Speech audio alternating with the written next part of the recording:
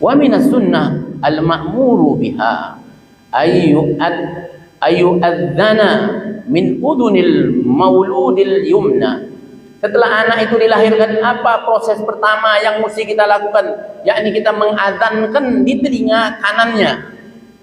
Sekarang adzan itu dibilang bid'ah. Sudah kalau begitu nyanyikan dangdut. Ya, kalau dibilang bid'ah, ngadzankan anak, tidak dangdutan aja. Tidak usah diadzankan. Ya, luar biasa semua bid'ah ini. Ya, semua dibid'ahkan. Ini menjauhkan kita dari kebaikan memang orang-orang ini. Ya. Tapi bungkusnya kembali kepada sunnah. Dan banyak orang yang tertipu. Ibarat bungkusnya itu minyak sapi tapi isinya babi.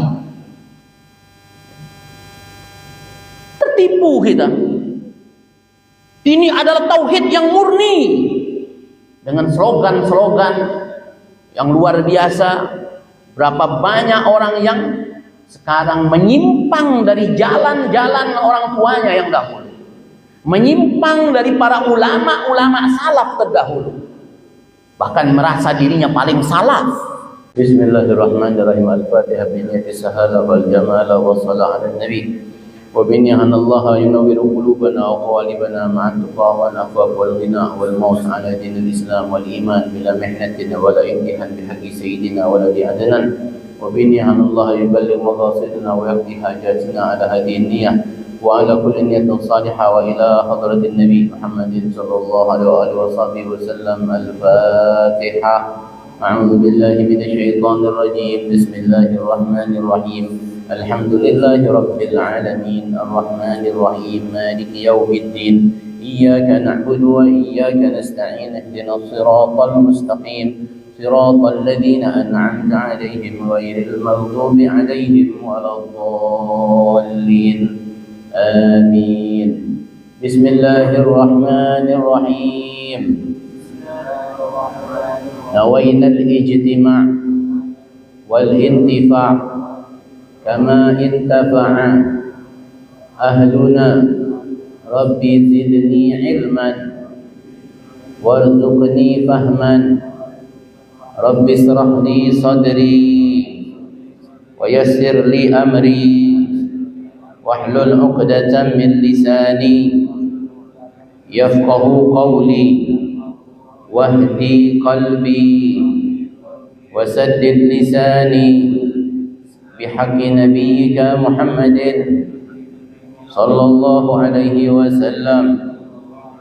اللهم أكرمنا بنور الفهم وأخرجنا من ظلمات الوهم وافتح لنا أبواب رحمتك وانشر علينا حكمتك يا أرحم الراحمين.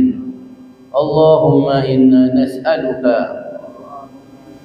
فهم النبيين وحفظ المرسلين وإلهاما الملائكة المقربين. اللهم أغننا بالعلم وزينا بالحلم وأكرمنا بالتقوى وجملنا بالعافية يا أرحم الراحمين. ربنا آتنا من لدنك رحمة وعلمنا من لدنك علما. سبحانك لا علم لنا إلا ما علمتنا إنك أنت العليم الحكيم. وصلى الله على سيدنا محمد وعلى آله وصحبه وسلم والحمد لله رب العالمين. قال المصنف رحمه الله ونفعنا به وبعلمه في الدارين. قال الحبيب عبد الله بن علي الحداد في كتابه سبيل الادكار رضي الله عنكم إلى أن قال وقد ذكر الله ابتداء هذه العمر في كتابه وتنقل الإنسان فيه من طور إلى الطور ومن حال إلى حال. قال الله تعالى ثم نخرجكم طفلا ثم لتبلغوا أشدكم ومنكم من يتوفى ومنكم من يرد إلى أرذال العمر لكي لا يعلم من بعد علم شيئا ثم لتكونوا شيوخا ومنكم من يتوفى من قبل ولتبلغوا أجلا مسمى ولعلكم تعقلون. Alhamdulillah. Assalamualaikum warahmatullahi wabarakatuh. Puja dan puji syukur kehadirat Allah Subhanahu wa taala yang telah menyampaikan kita kepada tahun 1447 Hijriah. Semoga apa yang kita lakukan daripada amal-amal kebajikan kita di tahun 1446 Hijriah Allah terima, Allah jadikan itu sebagai amal yang makbulah di sisinya.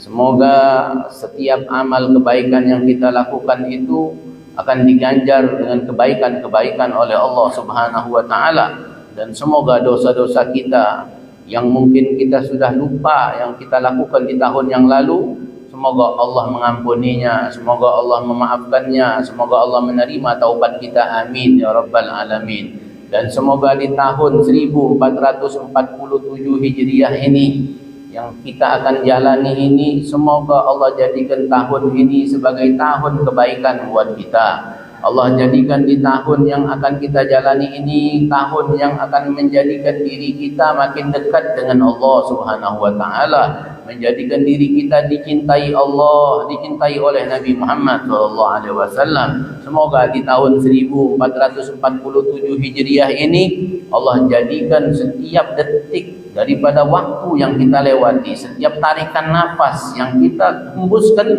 menjadi sabab untuk kita dekat kepada Allah Subhanahu wa taala. Amin ya rabbal alamin. Salawat dan salam kepada Nabi Muhammad SAW beserta keluarga dan sahabat-sahabatnya. Ma'asyiral hadirin wal hadirat rahimani wa rahimakumullah. Berpindah tahun, bertambah umur, hakikatnya itu berkurangnya umur kita di dunia. Makin bertambah umur kita di dunia ini, makin mendekat kita kepada akhirat kita.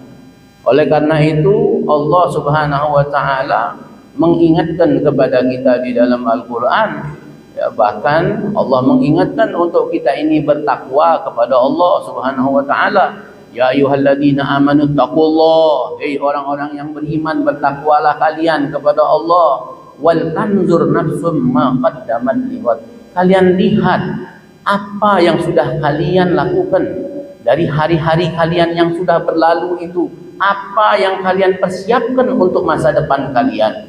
Lighat, yakni masa akhiratnya kita, masa barzahnya kita, masa mahsyarnya kita, masa kita akan dipertanyakan di hadapan Allah, ditimbang amal kita, melewati sirat, masuk neraka atau surga kita. Perhatikan itu, ittaqullah.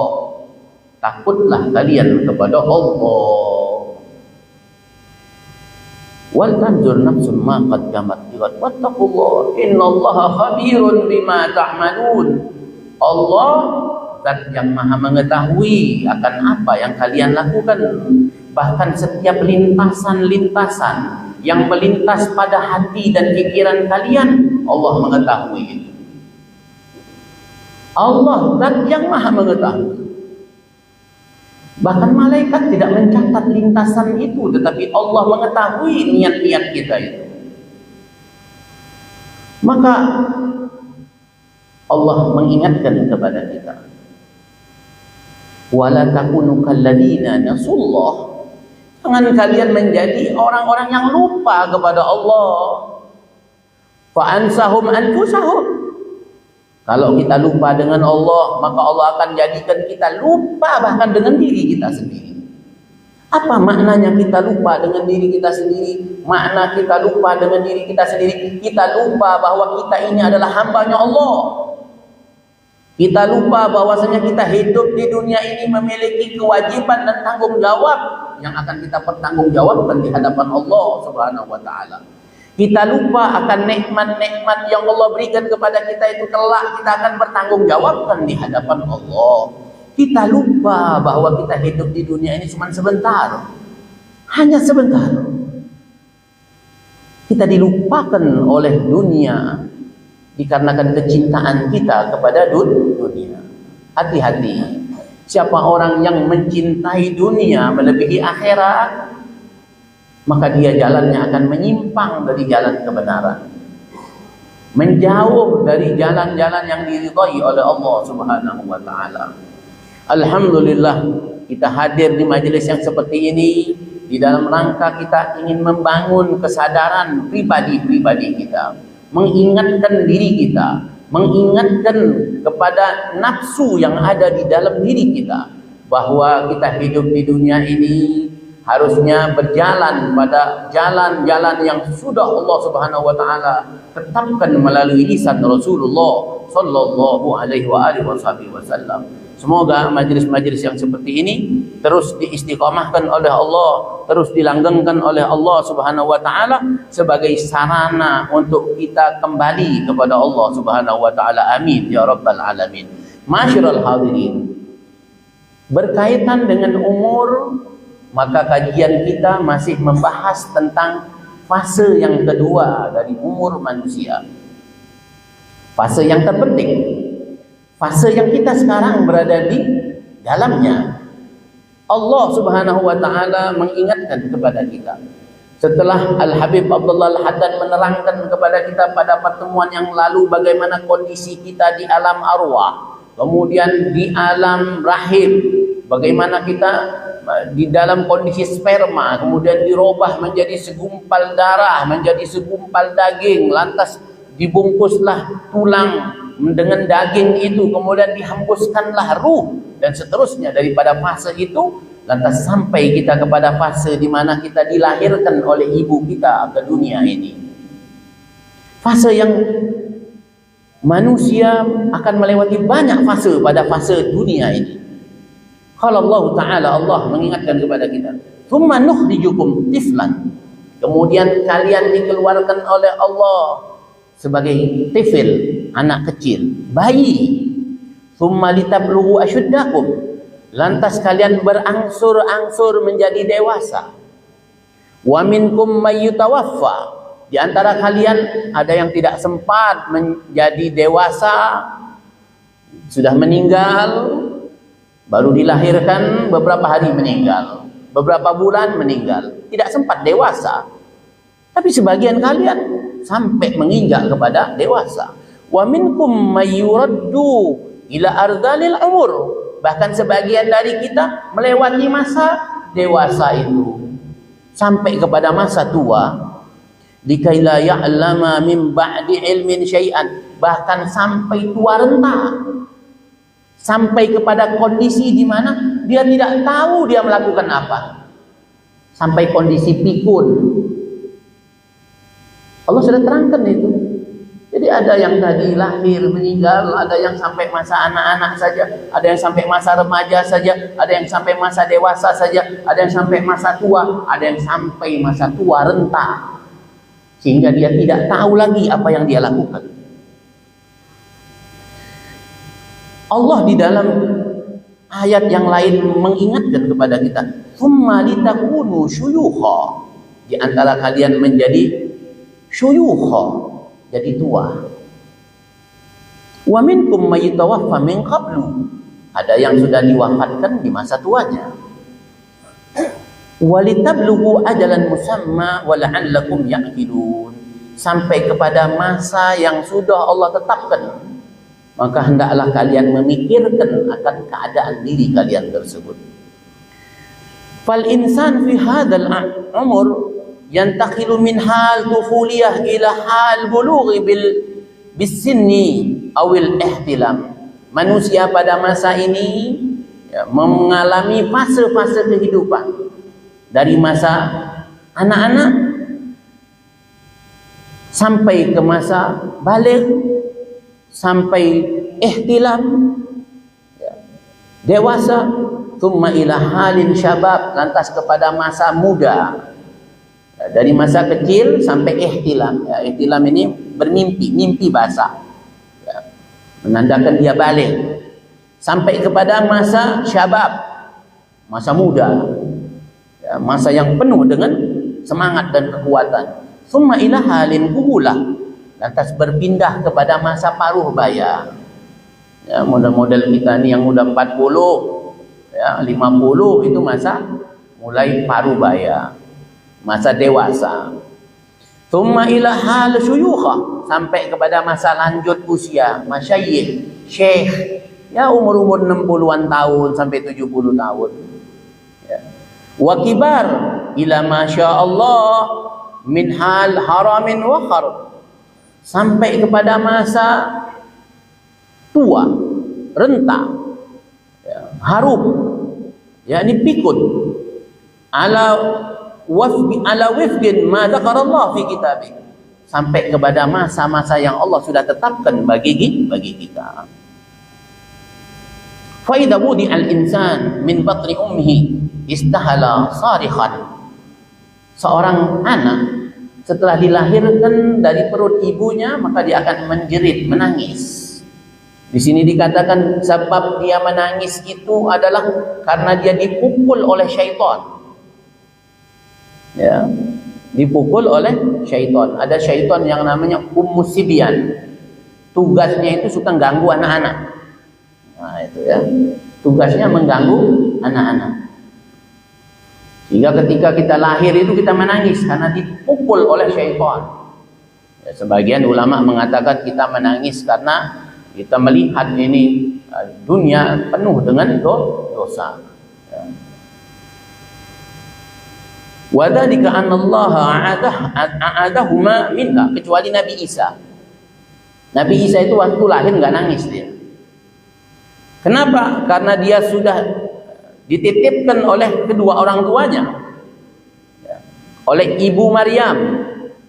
Ummu Maryam itu berdoa, wa inni u'iduha bika wa dzurriyyataha minasyaitonir rajim.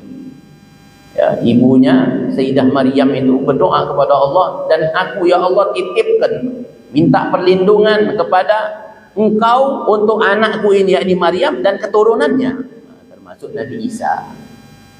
Ya, maka tadi kalau kita, ya, berhubungan suami istri, jangan sampai lupa untuk berzikir.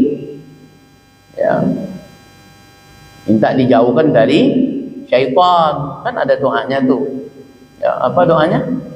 Allahumma jannibi syaitan wa jannibni syaitan ma razaqtana. Ya Allah, jauhkan kami dari syaitan dan jauhkan syaitan dari rizki yang Kau berikan kepada kami. Ini penting, ya, supaya anak-anak kita itu dilindungi oleh Allah dari gangguan syaitan. Ya, jangan main hajar aja, doa dulu, ya. Supaya keturunannya menjadi keturunan yang baik. Ya, maka tadi hati-hati, ya, kalau misalnya anak kita tuh bandel, ya, bandel, kacau lah pokoknya. Itu jangan-jangan karena prosesnya tak bagus, ya. Prosesnya itu menentukan. Ya, proses kita membuat anak itu menentukan bagaimana hasilnya. Yang prosesnya bagus saja belum tentu hasilnya bagus, apalagi yang prosesnya tidak bagus. Ya. Maka tadi ya, diawali dengan berlindung kepada Allah dari syaitan. Ya. Ada doa-doa yang diajarkan oleh Rasulullah. Bagaimana doa ketika kita setelah inzal. Setelah inzal, ketika keluar mani itu ada doanya, ya, ada doanya. Sehingga dengan begitu anak-anak kita itu insya Allah menjadi anak-anak yang baik. Jadi jangan salahkan anak kita terus kalau dia bandel, salahkan diri kita. Kenapa prosesnya nggak kita ikutin itu dengan proses yang baik? Kenapa kita tidak mengikuti Nabi Muhammad? Orang yang tidak ikut Nabi Muhammad itu tidak akan mendapatkan keberuntungan. Maka ya, terutama yang belum menikah, yang masih bujang, ya, kalau mau nikah belajarlah dengan benar, dengan baik. Supaya apa? Supaya mendapatkan keturunan yang baik. Rugi kita kalau punya keturunan yang tidak baik. Kita hidup di dunia ini punya keturunan, tujuannya apa? Tujuannya supaya mereka ini nanti bisa menenangkan kita ketika kita di barzah, ya, mengirimkan doa, mengirimkan amal-amal kebaikan. Sehingga penting untuk kita ini mendidik anak-anak kita dengan didikan yang baik setelah dia lahir. Dibawa ke majelis ilmu, dibawa ke majelis taklim, dibawa jumpa ulama, dibawa ke masjid. Jangan dibawa ke mall terus. Jangan dibawa untuk makan aja. Kasih juga dong makanan batin. Jangan makan gohir aja. Refreshing ke sana kemari, jalan-jalan. Bawa juga refreshing ke masjid. Supaya dia tahu masjid ini juga tempat refreshing. Tempat untuk menyegarkan jiwa. Bukan hanya pergi ke pantai. Bukan hanya lihat pemandangan. Ke masjid dong. Duduk di taman surga, jangan cuma duduk di taman dunia. Ada taman surga, majelis ilmu, majelis zikir, bagian dari surga yang ada di dunia. Tidak ada yang lebih menenangkan daripada surga. Tidak ada maksiat di dalam surga. Tidak ada kehinaan di dalam surga. Tapi kalau kau duduk di taman dunia, kehinaan kau lihat di situ, kemaksiatan tampil di situ. Maka duduk di tempat seperti ini untuk melindungi mata kita, telinga kita, hati kita, tangan kita dari hal-hal yang tidak baik. Didik anak kita. Jangan sampai kita nanti menyesal ketika kita berada di barzah. Sudah masuk alam kubur baru nyesal. Kenapa ya dulu enggak anakku dulu kudidik dengan didikan yang baik? Pendidikan agama yang benar, dibawa untuk jumpa orang-orang yang baik, orang-orang yang benar, jumpa para ulama. Ini enggak, anak cuma dibawa kalau jumpa artis, dikenalkan dengan artis, tidak dikenalkan dengan orang-orang soleh, tidak dibawa untuk berkumpul bersama orang-orang soleh. Nah, ini jangan sampai nanti penyesalan ketika kita berada di barzah. Luar biasa. Ya, anak itu investasi kita, investasi akhirat kita, anak. Ya, jangan sampai kita jadi orang yang merugi. Ya, jangan sampai menjadi orang yang merugi. Ya, penyesalan itu memang datangnya di belakangan, di akhir. Sebab kalau di depan namanya pendaftaran. Ya, maka tadi sebelum menyesal, inilah fungsinya kita saling ingat, mengingatkan. Ayo kita bawa keluarga kita, ya, untuk memahami ajaran-ajaran Nabi Muhammad. Tidak ada kemuliaan selain ikut kepada Nabi Muhammad. Tidak ada kebahagiaan kalau engkau menjauh dari Nabi Muhammad. Tidak ada kebaikan, tidak ada kebahagiaan kalau kita menentang Nabi Muhammad, berjalan menyimpang dari jalan Nabi Muhammad, menjauh dari Nabi Muhammad. Rugi yang akan kita dapatkan. Kemudian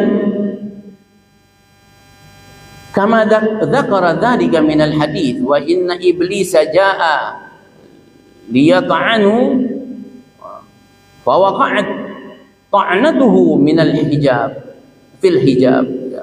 Jadi itu syaitan menusuk kita, ya, ketika kita dilahirkan di dunia, ya, ditusuk kita oleh syaitan sebagaimana riwayat di dalam hadis Nabi sallallahu alaihi wasallam menerangkan tentang itu. Wa minas sunnah al-ma'muru biha ayyu'adzana min udunil mauludil yumna. Setelah anak itu dilahirkan, apa proses pertama yang mesti kita lakukan? Yakni kita mengadzankan di telinga kanannya. Sekarang adzan itu dibilang bid'ah. Sudah kalau begitu nyanyikan dangdut. Ya, kalau dibilang bid'ah, ngadzankan anak, tidak dangdutan aja. Tidak usah diadzankan. Ya, luar biasa semua bid'ah ini. Ya, semua dibid'ahkan. Ini menjauhkan kita dari kebaikan memang orang-orang ini. Tapi bungkusnya kembali kepada sunnah. Dan banyak orang yang tertipu. Ibarat bungkusnya itu minyak sapi tapi isinya babi. Tertipu kita. Ini adalah tauhid yang murni dengan slogan-slogan yang luar biasa. Berapa banyak orang yang sekarang menyimpang dari jalan-jalan orang tuanya yang dahulu, menyimpang dari para ulama-ulama salaf terdahulu, bahkan merasa dirinya paling salaf, tapi menjauhkan orang dari para ulama justru. Maka sunnah ketika anak itu lahir diadzankan pada telinga kanannya. Tujuannya apa? Untuk mengenalkan dia, memperdengarkan kepada dia, mengingatkan kepada dia anak itu, agar dia ingat bahwa dia sebelum dilahirkan ke dunia pernah bersaksi bahwa Allah adalah Tuhannya. Ya, bersaksian diingatkan kembali. Kemudian wa yuqamu lis-shalah fi udhunihil yusra, kemudian diiqamahkan pada telinga kirinya. Ini bid'ah nih. Enggak ada itu. Hah? Nabi tak buat, Nabi tak buat. Nah, kalau Nabi tak buat, sudah kau buatlah sendiri. Ya. Dangdutkan. Ya, dengarkan lagu rock begitu ya. Dia tidak paham itu maknanya zikir. Adzan itu zikir apa bukan? Qomat itu zikir apa bukan? Apa di dalam iqamah atau adzan itu ada kalimat-kalimat yang tidak baik?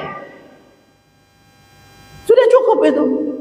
Sebetulnya kalau mau berpikir, ya, kalau mau memahami, kalau mau mentafakuri, apa yang terdapat di dalam kalimat adzan itu? Apa yang terdapat di dalam kalimat iqamah itu? Diperdengarkan kepada anak tersebut. Bukankah berdasarkan penelitian anak itu bahkan di dalam perut ibunya sudah mendengar? Kan begitu. Masa setelah lahir dia peka?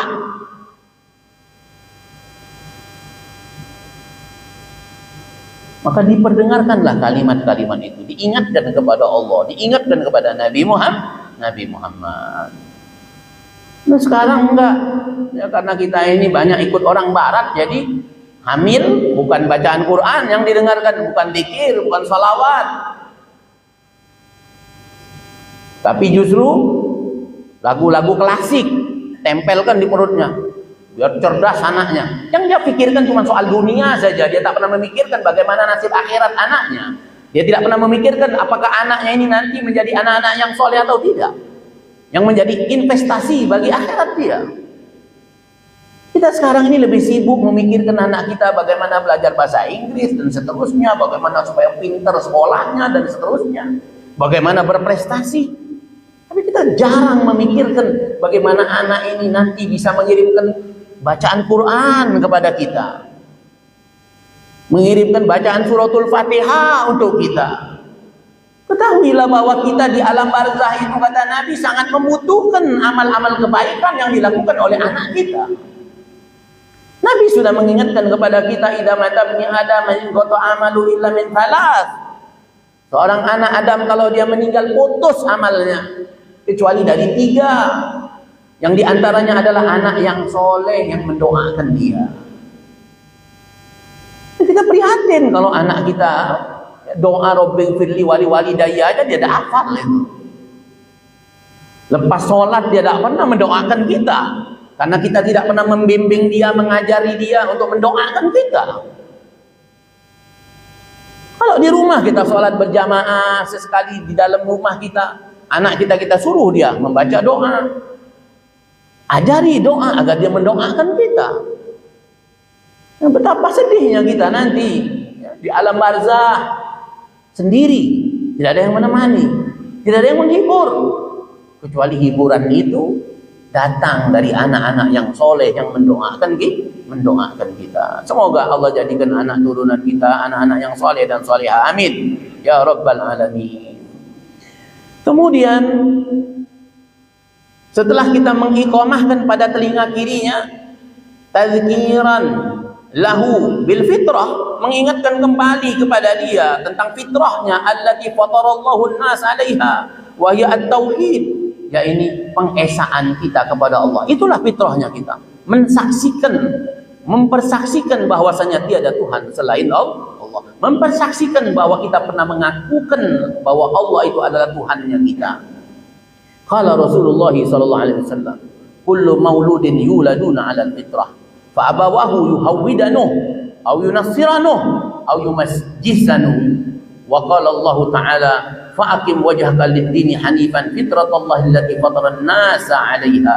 Kata Nabi sallallahu alaihi wasallam, setiap anak yang lahir itu lahir dalam keadaan fitrah, dalam keadaan dulu bersaksi bahwa Allah adalah Tuhannya. Kecuali orang tuanya yang akan menjadikan anak itu Majusi, Nasrani, atau Yahudi. Mau jadi penyembah api, penyembah patung, atau penyembah salib, itu orang tuanya. Ya. Mau jadi penyembah batu atau penyembah Allah, itu orang tuanya yang akan menjadikan anak tersebut seperti apa. Nah, tugas kita berarti ya, untuk mengingatkan. Maka tugas kita itu sudah dimulai ketika anak itu lahir ke dunia, kita ingatkan dia. Nanti waktu dia kecil, kita ajari dia. Setelah dia balik bahkan nanti ya, kita harus ingatkan kembali tentang kewajiban-kewajiban dia kepada Allah Subhanahu wa Ta'ala, walaupun sudah pernah kita didik, sudah pernah kita ajar. Karena pembelajaran itu tidak akan berhenti sampai kita masuk ke liang lahat atau dia yang masuk ke liang lahat. Maka Allah Subhanahu wa Ta'ala mengingatkan kepada kita, hadapkanlah wajah engkau, yakni wajah hatimu kepada agama Allah yang lurus, yang menjadi fitrah dari Allah Subhanahu wa Ta'ala, yang Allah fitrahkan kepada setiap manusia. Fitrahnya kita adalah mengabdi kepada Allah, menjadi hamba-hamba Allah. Faminal umur al-mu'akkid 'alal abawain ay yuhafidha al-maulud min kulli syai'in yakhruju bihi an haddil fitrah. Kewajiban orang tua adalah menjaga anak-anaknya agar anak-anak tersebut tidak keluar dari fitrahnya, wa yuhsina tarbiyatahu, dan memperbagus pendidikan anak tersebut, wa yajtahida fi dzalika, berusaha dengan sungguh-sungguh untuk mendidik anak tersebut, wa yajtaniba al-maradhi'as su, menjauhkan anak itu dari minum susu yang tidak baik. Maradhi', perempuan-perempuan yang menyusu yang tidak baik.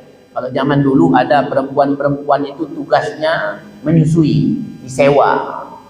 Ya, perempuan-perempuan yang disewa untuk menyusui. Maka cari yang baik, yang betul. Ya, kalau istri kita dapat menyusui anak-anak kita, bagus sekali. Ya, paling tidak selama 2 tahun, paling tidak anak itu disusukan.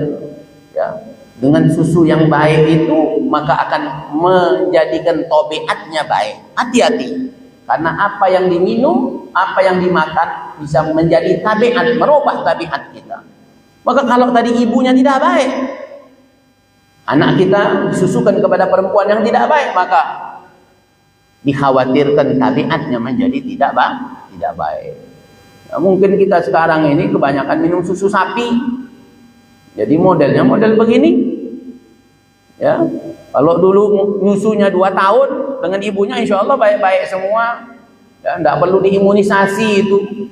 Ya, tidak perlu dimasukkan barang-barang yang tidak jelas ke tubuh kita itu. Susukan aja 2 tahun. Ya, insya Allah sehat.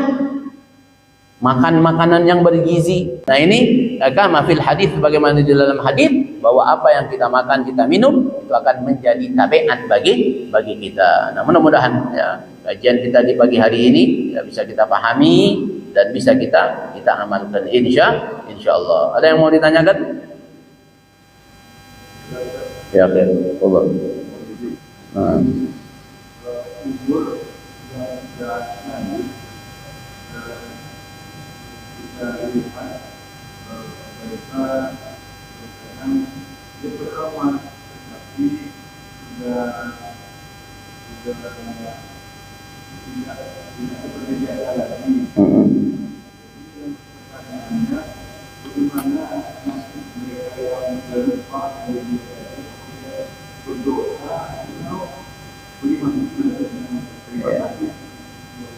Waalaikumsalam warahmatullahi wabarakatuh. Bagaimana kondisi orang yang dalam kondisi tadi tua renta?